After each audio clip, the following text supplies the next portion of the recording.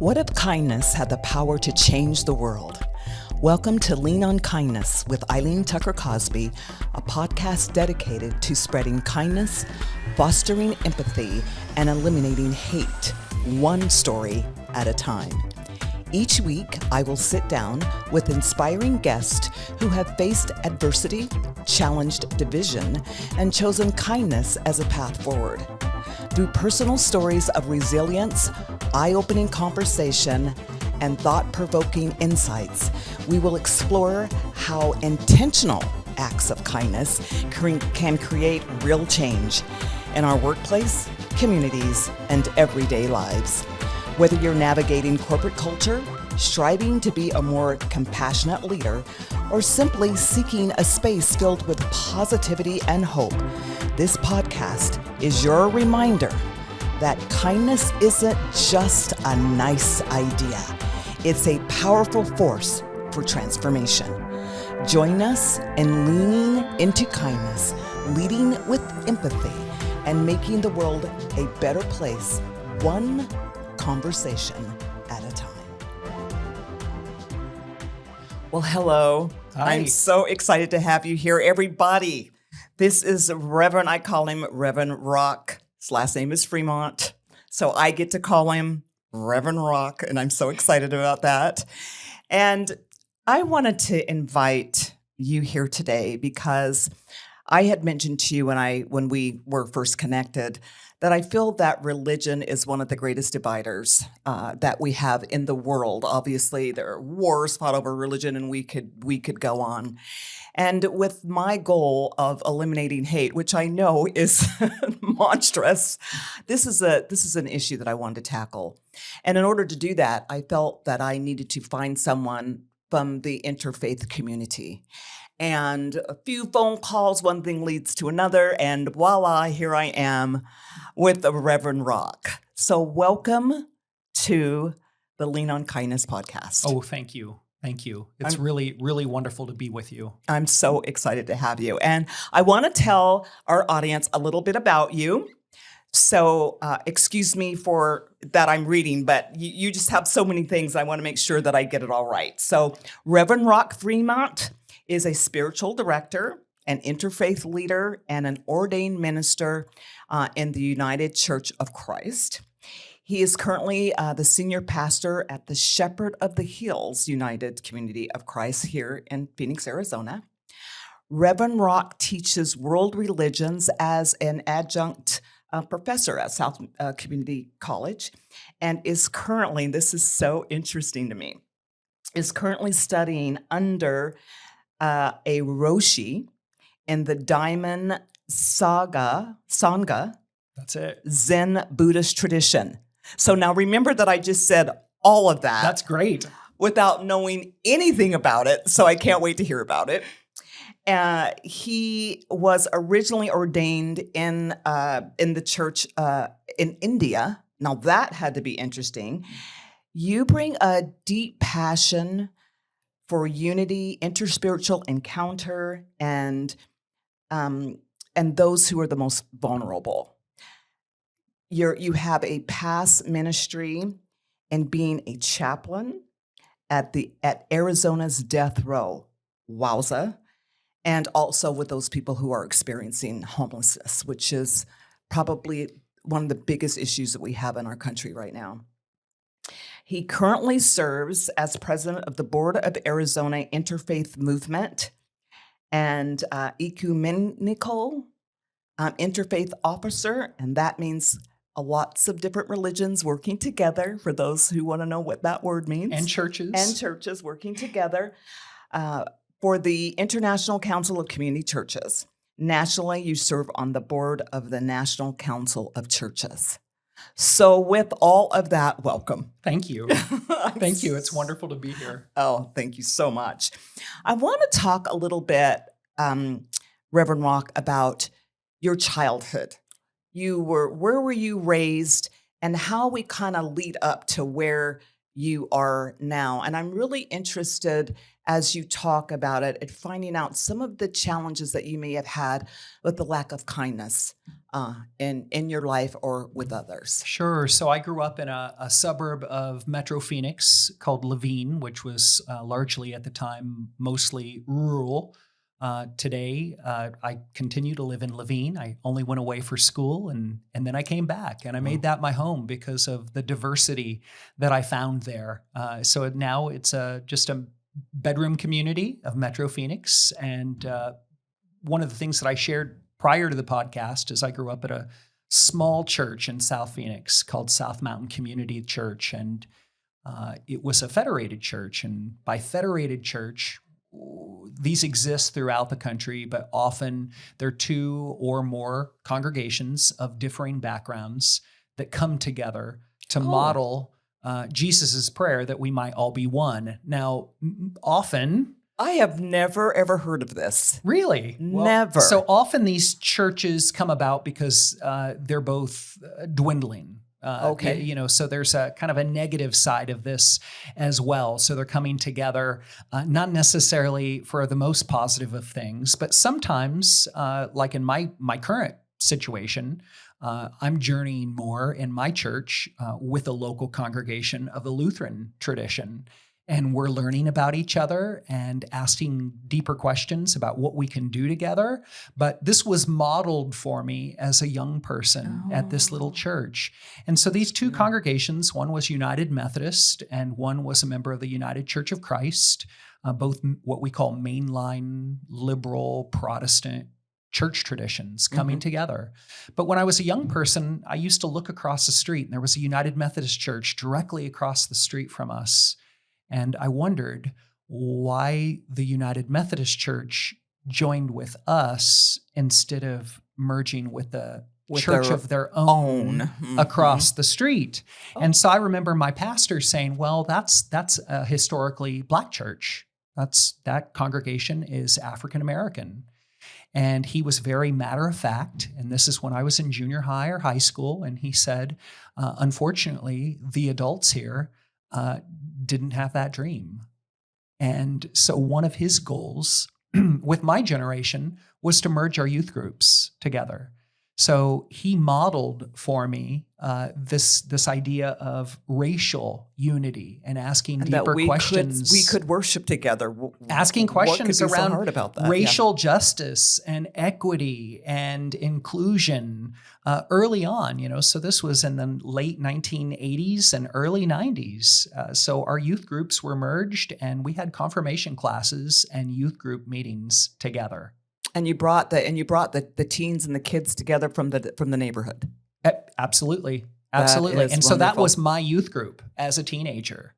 Wow, So that is on fantastic. Sunday morning, which Dr. King said was Sunday mornings at 11 a.m. is one of the most segregated hours in America. My Sunday morning continued to be very segregated, but my Sunday afternoon youth group was not. And so he modeled for me, for my congregation, for each of our congregations, a different way of being. That's great. I was wondering early on when you said that you came back to Laveen because of the diversity. And I was wondering when you said that, why was that something that was so important to you? And that it was that's instilled early on, the importance of diversity and how things are better when we're together. Yeah. And I think I'm wired for diversity. Mm-hmm. I'm wired with curiosity about the other. And I think that's, when we talk about kindness is maybe an operating system. We need to lead with that value. And there's something called, so ecumenism is Christian unity, unlike interfaith work is working with people of a variety of faith traditions. Mm-hmm. And so in ecumenism, there's something called receptive ecumenism. And receptive ecumenism, we could just say receptive humanity or receptive interfaith work as well. And that's leading with questions. It's leading with questions about the other, not constantly reloading, like many people do. As we talk to someone, we reload and we try to figure out what we're going to say next. So this is more of just really honing in on your listening skills to have an understanding of what they might be saying. Absolutely. It's being a good spiritual mentor, a good, what we call a spiritual accompanier. So why do you think that many religions are not open to the concept of listening and understanding about what others may believe and the way that they may choose to worship? I think, when we look at religion at its deepest core, at those, when we look at perennial truths, we might call them, they are, it's at the local level where folks find it difficult. But as they mine the meaning of their ancient truths in all of our world religious traditions, it agitates us to move closer to our neighbor. This is a perennial truth of all of our world religious traditions and many of our Christian traditions, to move closer to our neighbors. And specifically in the Christian tradition, it's moving closer to those that are in the margins, those that are most vulnerable among us. And so when we move closer to the what I might call the perceived other, so when we move closer to the perceived other, we start to let those defenses down. And, if we look at it from a community organizing perspective, I do a lot of community organizing. And we could say that it's about having house meetings. If we can have house meetings with other folks and bring people together, and the primary question that you use when you do a house meeting as a community organizer is, what are you concerned about?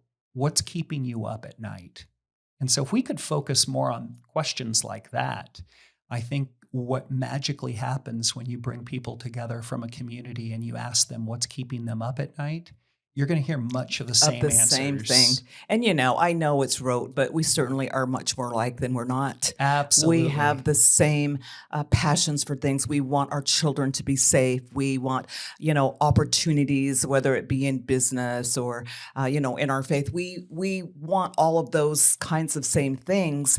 And we may have different ways of achieving that. And that's where the listening is important, to help us to understand how we can be a better service and understanding for each other. Absolutely. After working for the Arizona Department of Corrections as a staff chaplain, I transitioned and worked for a small place called the Justice Center here in downtown Phoenix. It's a mile away from Arizona State Capitol, and it was, or is, continues to be, a place that services unsheltered seniors and assists them with services. And, the number one thing that I would hear when people would want to come in and volunteer, I'd say, why don't you just go out and sit and get to know some of our guests, is what we would call them, our members. And if they made it through the day, I'd always wait to see if they would make it through the day of just sitting and talking, just being with people. If they made it through the day, they'd come in and they'd say, I can't believe how much alike we are. We are. That happens just about every time when you take a minute to get to know someone. We're going to leave it right there. Okay. Because I'm going to go back to you coming back to Levine. But we'll be right back to do that. Okay. So you go back to Levine, you have this incredible model, with the Methodist churches coming together and with the different youth groups. So did you when you came back to Levine, where did you come from? Was it that you went somewhere to go to school or something? Because you said you... Oh, I went. So of course I moved out of my family house and went to university, went to seminary. And where did you do that? Indiana, out of all places. Indiana. At a little seminary called Earlham School of Religion, which is a Quaker school. How interesting. My husband is from Indianapolis. Oh, I love it. And he has told me some very interesting things about the racism in Indianapolis. So Did you see any of that when you were at seminary, or whether it was at your seminary or surrounding areas? What was it like going to seminary there? For me, it was culture shock because it was, of course, rural Indiana and very, there wasn't a lot of diversity there. So when I came back from there and came back and looked at the Metro Phoenix area, I decided that I wanted to go back to the place of my childhood. Not necessarily because it was the place of my childhood, but because of the diversity that's found That you did not have there. in Southwest Phoenix. But you didn't have that in Indianapolis, and you yearned to have that. I again. absolutely Yes. yearned to have that because that was modeled for me. And at that little church that I grew up in, the other thing that the pastor would do is he started a ministerium. And in that ministerium, he brought all of the pastors of the community together, and they would meet at different churches, and they would talk about the cares of their congregations. They kind of do a house meeting with other pastors. What are y'all going through? And this was a diverse grouping of pastors. It included the Roman Catholic priest and Baptist and non-denominational and pastors from other mainline denominations, white, Black, Hispanic. It was wonderful, and it was a wonderful model for me that I've carried with me all of these years. Oh, that's wonderful. I mean, and for you to have carried it all these years, it just gets deeper and deeper for you. Absolutely. Yeah. I can feel that. That's Absolutely. wonderful. So what was it that made you even want to get into the ministry in the first place? I mean, we know you went off to Indianapolis to get into seminary, and typically that's what you do when you come out of seminary. But what was it that Okay, got so you there in the first place? now you're scratching here. So I guess I shouldn't be surprised to get this question, but when I was in high school, I came out to my mom. Okay. And she did not give me the welcome that I thought she would. I kind of thought that she always knew, and she did not. And so the first place she took me was she loaded me in the car, and she took me to the pastor, and she set me in front of the pastor and said, "Here, you fix him. Do something with this." Yes. And so the United Church of Christ, which was my home church, it was my family's church. It's the church that I am ordained in and serve today, has been ordaining openly. Well, we ordained the first openly gay man in 1972. Maybe it was 76. I get that date confused. But early for the church, for the Christian tradition. And so he told me, "You're loved. You're made in the image of God. There's nothing wrong with you." So very different message than I received at home. So when a lot of LGBTQIA plus individuals find maybe not the welcome from their religious tradition that they thought they might, or maybe they've been pushed out of their religious tradition, I was embraced and loved and nourished. How in the world did that feel? Knowing what probably some of your friends and gay individuals from all over the world were dealing with their families, that you came out of that meeting with your pastor with that message. What was going on with your heart? Was it just like bubbling? Well, it was incredibly. It was incredibly affirming to have that experience, especially after not experiencing that with my own family, to experience that in church. And so I go back to that time in my life and know, that is the rootedness of my call story, to have the ability or the awesome opportunity to maybe be in a place to provide that welcome to other young people that are searching, that are needing to be affirmed, was incredibly, it continues to be incredibly inspiring to me, and really instigates my ministry today. Right, and your passion, because you can take that that wonderful acceptance that you received and put it anywhere for people who are not accepted for whatever reason. So that could be because of their race. That could be they're an unwed mother. They do drugs or did drugs and are looking for some acceptance and help. I mean, the list goes on and on and on. It's interesting to me how some people can be all right with one thing and accept that thing, but then not another. And it's not even that sometimes you have to accept it. I mean, that's your issue is whether or not you accept it. But how are you treating people as it pertains to who and how they are? What are you supposed to do there? Uh, I'm just feeling that you're saying that you're one religion and you believe all these wonderful things about kindness and love and not being judgmental, but yet you choose who it is that you're going to be that way with. How's that working? I don't understand it. And I can just right now, I can just see in my mind people from different faiths listening to this podcast and saying, "What? He's gay and he's a pastor? That's not going Those together." two things don't go together. Yeah, they don't go together.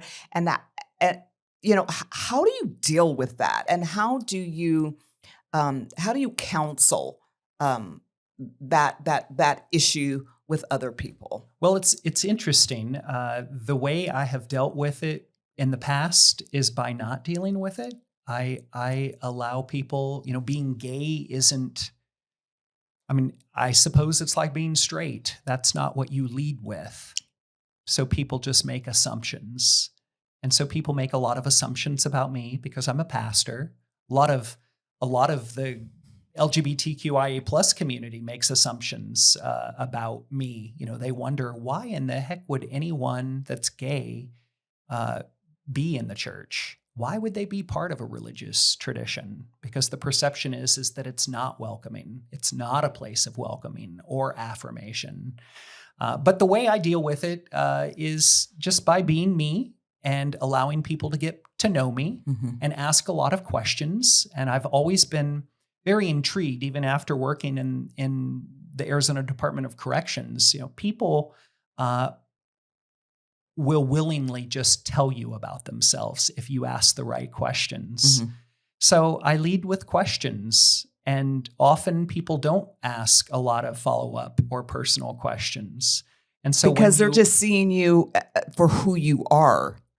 Not that, it's the gay part of it is that's just a part of it. There's so much more about you. Well, and I think that people are kind of self-absorbed and they want to tell you about themselves. And if you're asking questions, they'll answer those questions. Right. Yeah. And so they continue to talk, and the relationship progresses. And over time, it's been, in some cases, years before people have connected the dots. And then when they connect the dots, they have a decision to make. But that's nothing to do with me. Has nothing to do with you. And that is the lesson right there. We're going to come back in just a minute because I have some more questions to ask you about bringing people together that are different. I can't wait. Okay. You had mentioned something earlier about when you get to know someone by talking with them.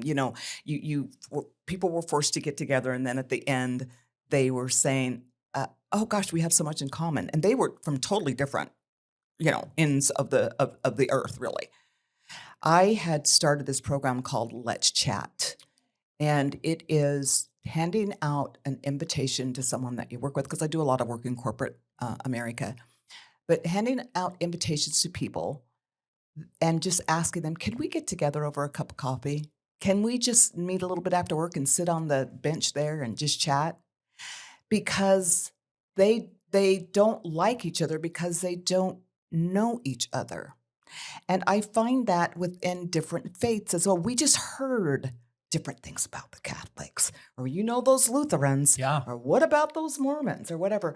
But we don't know the people individually. You can't take a whole group of people and put them in the same pot. They're all individual. They all have their own unique ways in in who they are. And I think it's just so important as we're talking about different religions and different faiths, getting to understand and just know a person who may be of a different faith instead of judging them might set us on a right path.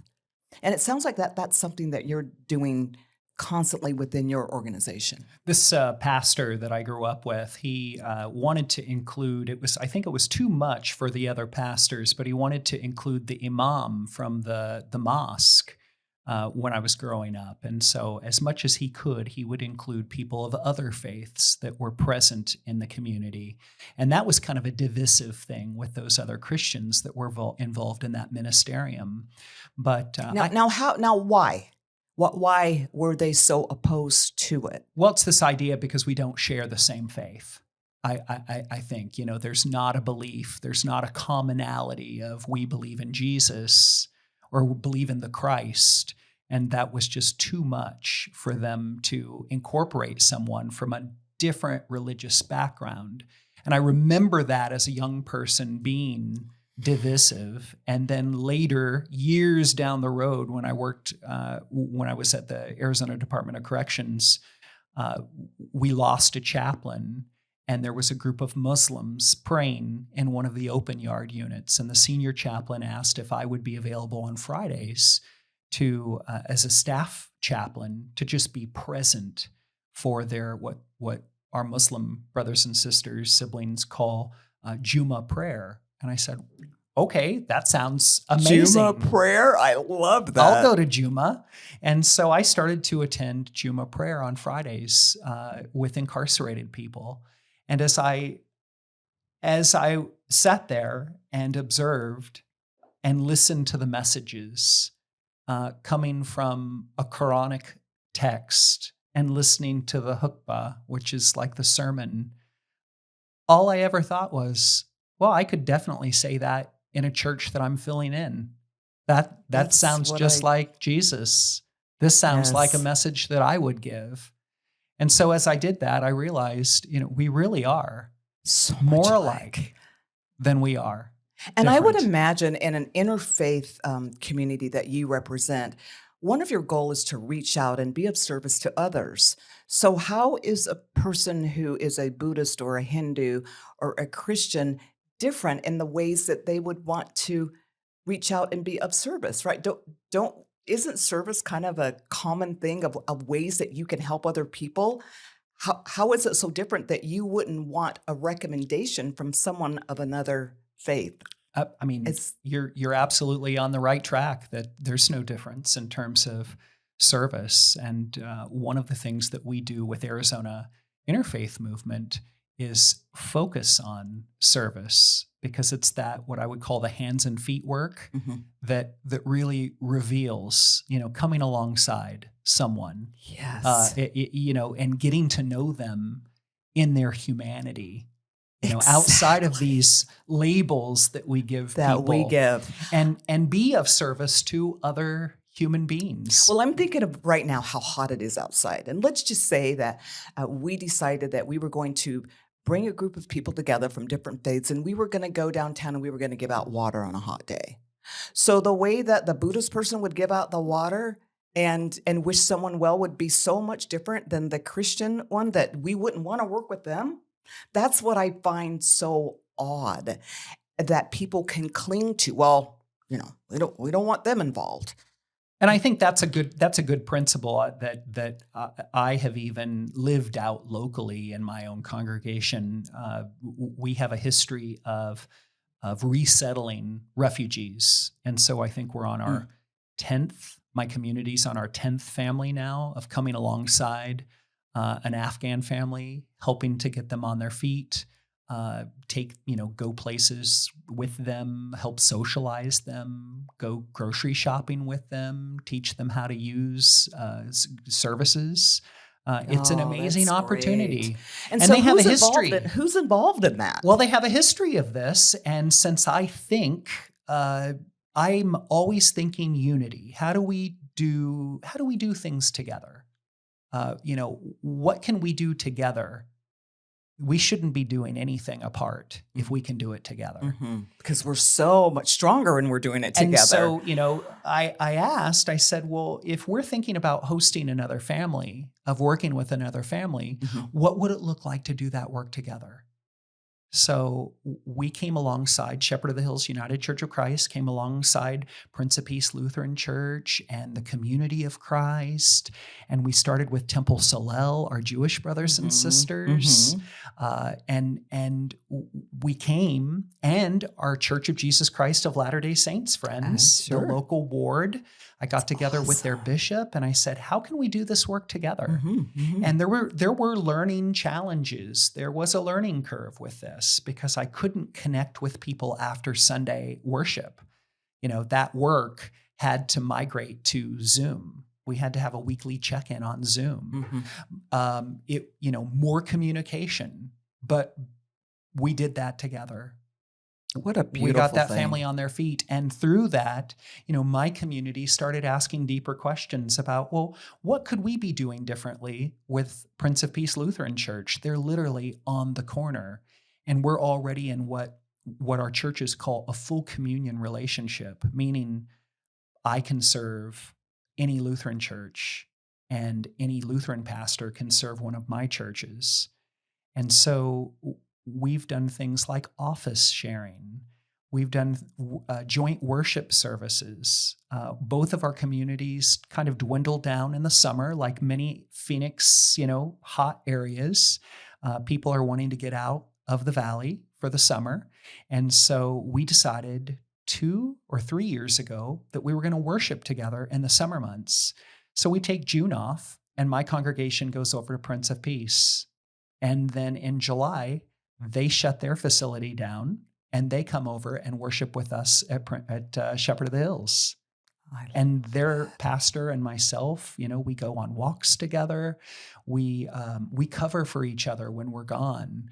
We've even talked about what it would mean for us to start a 501c3 together with other churches in our area to then write grants together to serve those that are unsheltered in our community.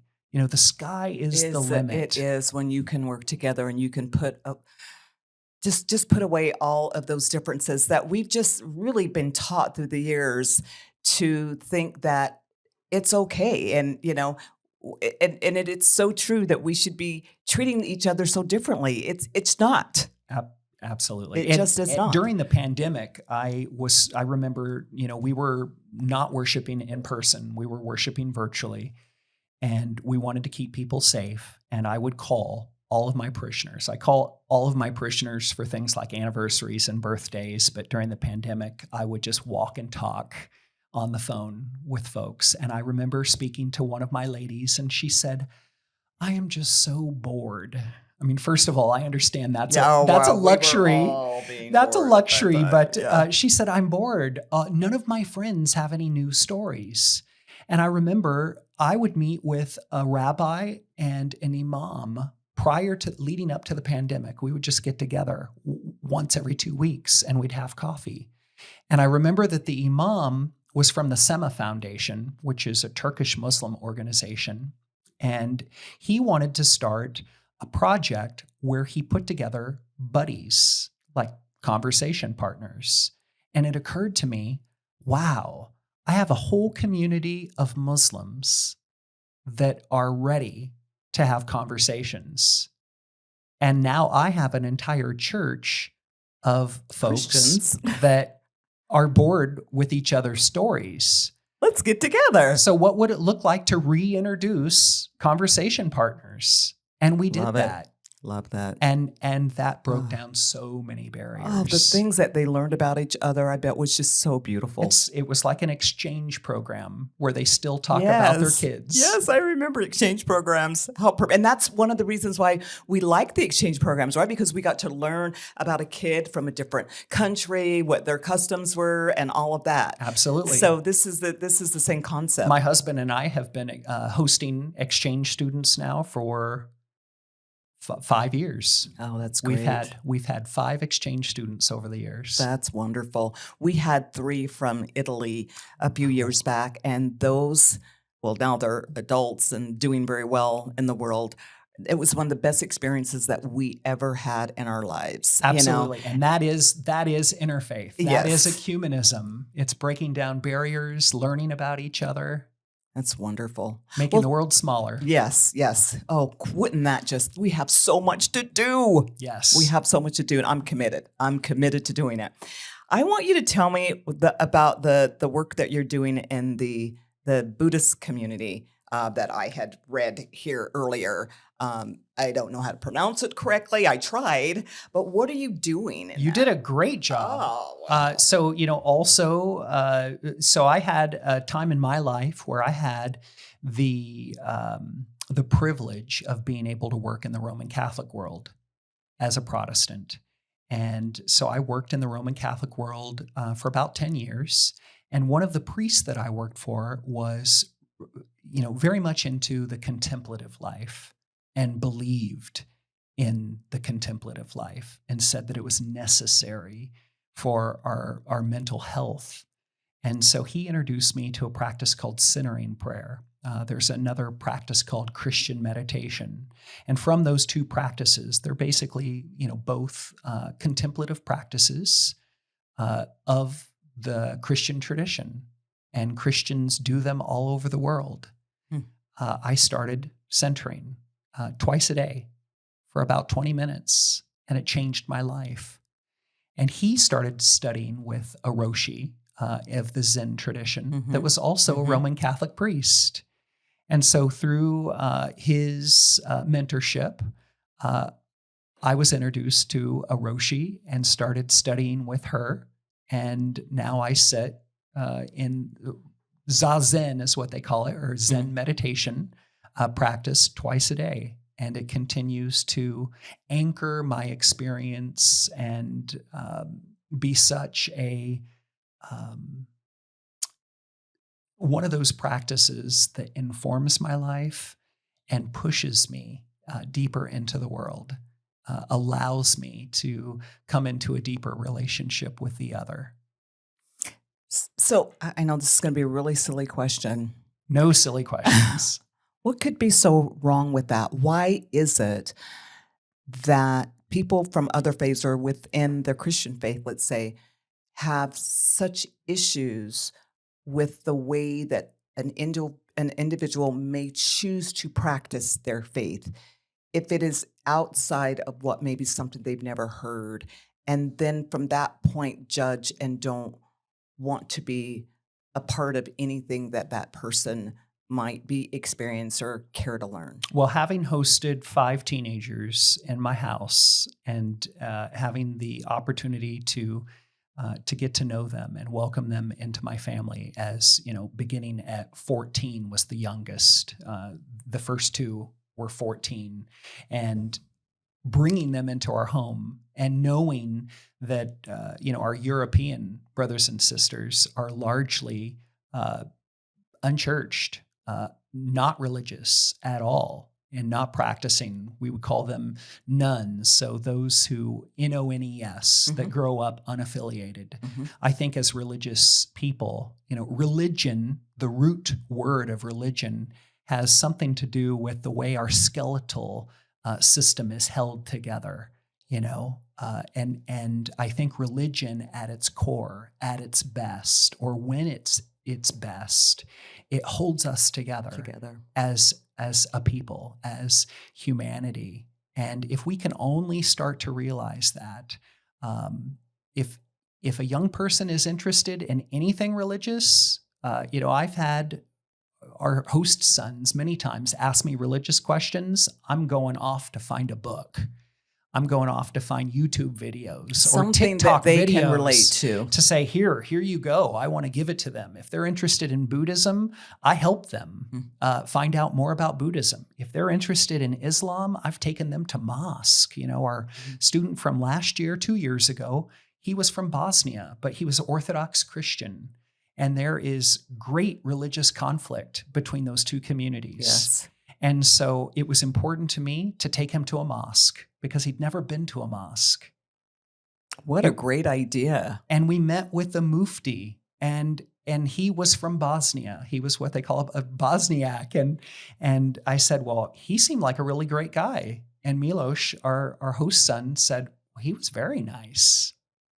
Instead of the fight, right? Well, Absolutely. They believe this and I believe that. And we should, try to make them this and we should try to make them that. Instead, they just came together and learned about each other and enjoyed their time together. And again, it's, Sunday morning or whenever you worship or pray, if you're Muslim, Friday morning, if you're Jewish, Friday night, Yes. or Saturday morning, or if you're Christian, Sunday morning, that's only 1 hour a week.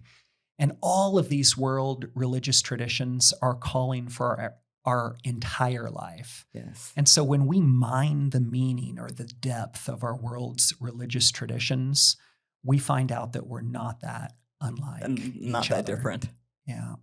So what can those who are listening to the podcast today, what can they do to get more involved in more of an interfaith community in terms of being of service or just being a part of a group and finding out more about what they can do and why it would be important and what we can do just to bring ourselves together, Absolutely. regardless of our faith? Absolutely. Look up the Arizona Interfaith Movement online. Just Google us. It's the Arizona Interfaith Movement. We have many opportunities to volunteer, to attend things. One of my favorite events is called Experience Interfaith. And the last several years, we've been doing it at the Sikh Gurdwara. And the Sikhs, generally before we start the what we call conversation circles, before we start that time together, we have a faith fair, an interfaith fair.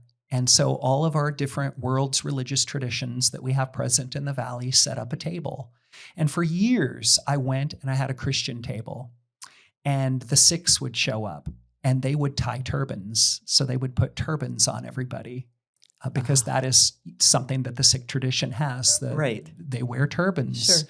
And so that's to give people the experience of what it would be like to be out and about with a turban and what it must be like to be a Sikh. Again, to break down those barriers. Right. And it's not build that they're trying to bridges. make you be a Sikh. They just, you just have the opportunity to see what that feels like and there learn is- about them. Absolutely. And there's a line, young people especially really want to do that. They Yeah. want to get that picture.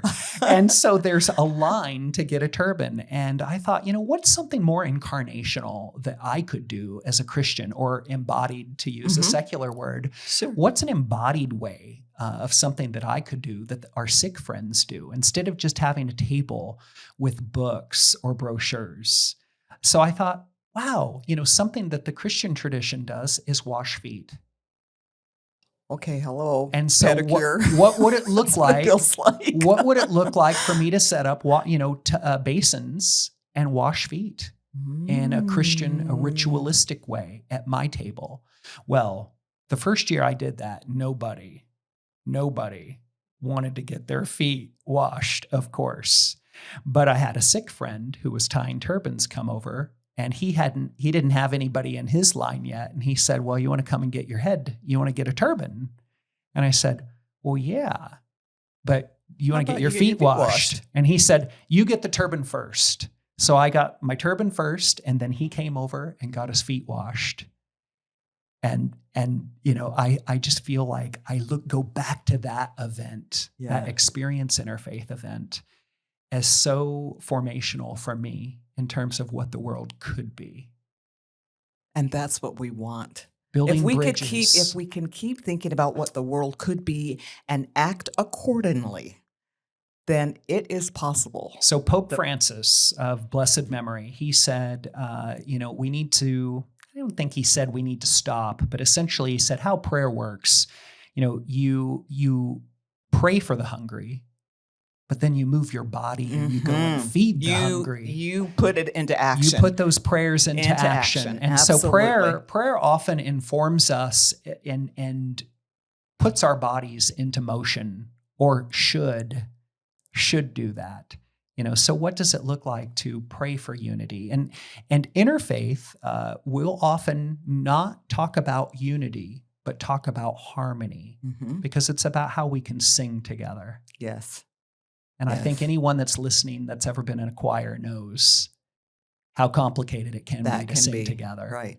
But if you keep doing it and if you keep practicing, then that song gets better and better. Absolutely. And that's what we're trying to do. Absolutely.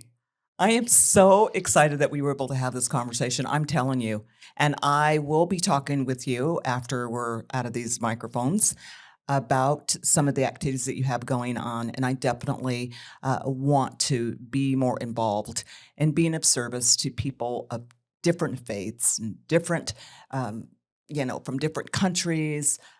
The diversity is just so beautiful in the world. That's what we want. Who wants to be the same? I can't imagine. Talk about boring. It would be a boring place, my gosh, wouldn't that it? would be so boring. So I do want to get more involved, and I do appreciate you being here. You've just really opened up, I think, so many opportunities in the minds of the people who are listening to our podcast. You truly have been a blessing to us today. Well, thank you for the opportunity. I really appreciate it. Absolutely. Take care. See you too. soon. Thank you.